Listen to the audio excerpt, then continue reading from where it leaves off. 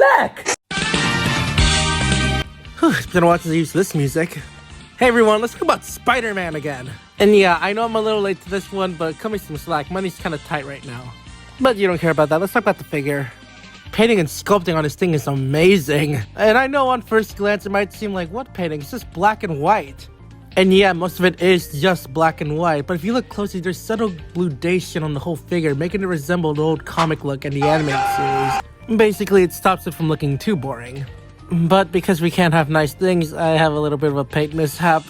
And yeah, I might be making a big deal out of nothing, but come on, is it too much to ask for clean paint? If anyone knows what I can use to fix this, please comment below. Speaking of paint, I like to point out that the bottom of his feet are blue, and he also has these little spikes on his eyes. And after a lot of painstaking research, I've come to the conclusion that this is based off Todd McFarlane's Spider-Man, which was honestly a great pick to base this figure off of. And another thing about this figure that's great are his accessories that he comes with. He comes with a standard fisted, crawling, and whipper hands, which all Spider-Man figures should come with, by the way. But he also comes with a second pair of crawling hands and feet that have magnets at the bottom of them. Now, I would go and show these off, but unfortunately, nothing in my house seems to be magnetic. So yeah, that kind of sucks. I bet this thing will look really cool hanging on the wall, though. And for his final set of hands, he comes with these relaxed hands and these thumbs-up hands. Actually, no, these are gripping hands for these included web effect parts. You can see there's a little tiny hole in the hand right there. And you plug in the end of the web effect part into there to have him hold it. On the ground, it looks kind of stupid. It looks like a weird web saber. But if you put him in the air using the included stand, there we go. The other webs are slightly different. You gotta put this little loop in through the peg, then you plug the hand back in. And by the way, the feet are also on this peg system. Looks fine, I guess. These effect parts aren't bad, far from it, but I would have really liked if they were slightly longer and were bendy wire. That'd be really fucking cool. But hey, at least it's still better than this shit. Almost done. For his final set of accessories, you get 2 alternate heads.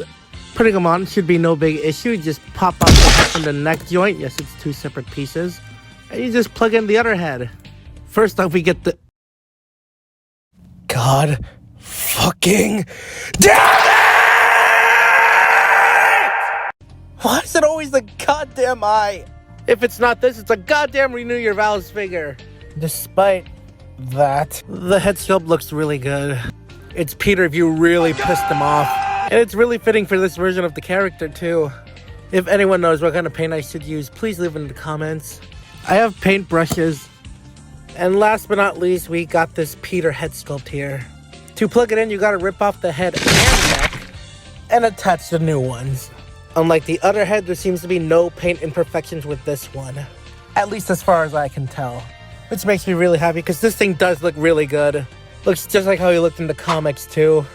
And it's way better than Mafex's other Peter Parker head sculpt. And just for fun, here's the Marvel Legends Peter Parker head sculpt for comparison. Now while they do look really good, both of them, I think I prefer the Mafex one. I don't know, something about Spider-Man with a beard just seems cool to me. Spider-Dilf. I just realized I forgot to talk about his little backpack. In order to have him wear it like an actual backpack, you gotta slide it on one of his other arms, pop his other arm off the ball joint, and then slide that over the hole, and then plug the arm back in. Now why the hell am I telling you instead of showing you? Well, the reason being is because I can't fucking do it. Every time I try to get the strap over the hole, I can't get it to stretch far enough, and I'm afraid I'm gonna break it, so yeah, sorry. Here's a picture of how it's supposed to look though, original link in the description. Whew, okay, now that we've talked through all that, let's get to my favorite part of any action figure. His head can move up that far and look down that far, and it can pivot side to side thanks to the double ball joints. Oh, and swivel.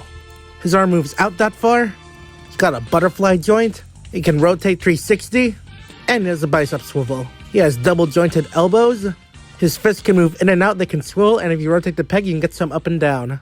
Stomach and chest are both on ball joints, which allows for a good crunch and an arching back. And since they're ball joints, they can both swivel. He's got shifting hips just like the Renew Your Vow figure, which lets him kick super high up and kick back really far too.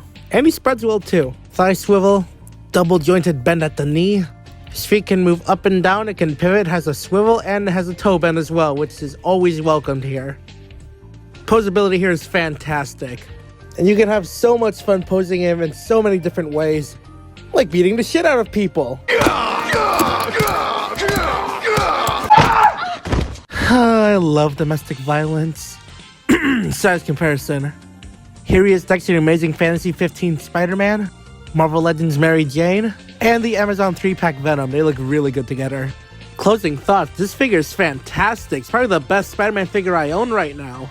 And I'd highly recommend you all get one if you could still get it. I mean, yeah, it's available in Big Bad Toy Store, but fuck, you know, that price is not right. So if you really want this figure, time to scour Mercari or eBay. You'd basically be paying the same as BBTS anyway. And don't be afraid to lowball if you can. You might get a really good deal. You don't know if you don't try. And hey, even if you can't lowball it that much, you'll still be getting a really great figure. So yeah, I'd say it's worth the price. And that about wraps up this review.